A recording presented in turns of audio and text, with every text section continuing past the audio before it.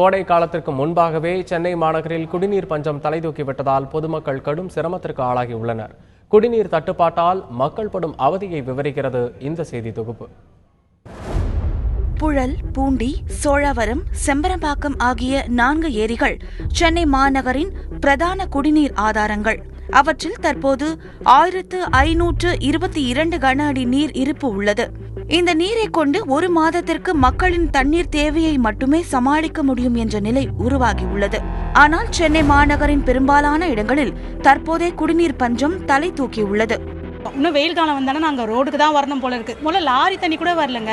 அது ஒரு நாள் கூட வருதில்ல. வாரத்துக்கு ஒரு வாட்டி வருது, காவா நோண்டிட்டு போறாங்க, அவ்வளவுதான். தண்ணி கஷ்டமா இருக்குது. பைப்ல அடிச்சா காவா தண்ணியா வருது. எப்படி குடிப்பாங்க பசங்க? இதெல்லாம் நோவு வருது.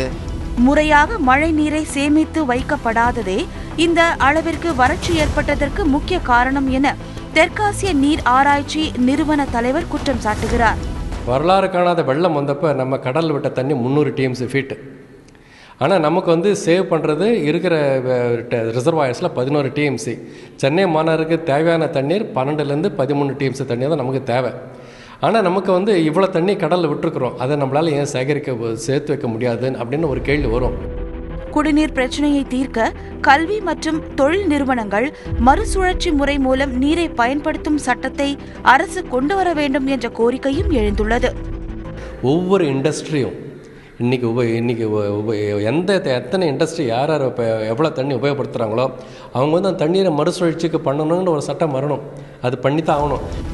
தற்போது குடிநீர் பிரச்சினை உச்சத்தை எட்டியுள்ளதால் இனியும் அரசு காலம் தாழ்த்தாமல் மாற்று நடவடிக்கையை மேற்கொள்ள வேண்டும் என்பது ஒட்டுமொத்த தமிழக மக்களின் ஒருமித்த குரலாகும். தந்தி டிவி செய்திகளுக்காக ஒளிப்பதிவாளர் ஆனந்துடன் S. விவேக்.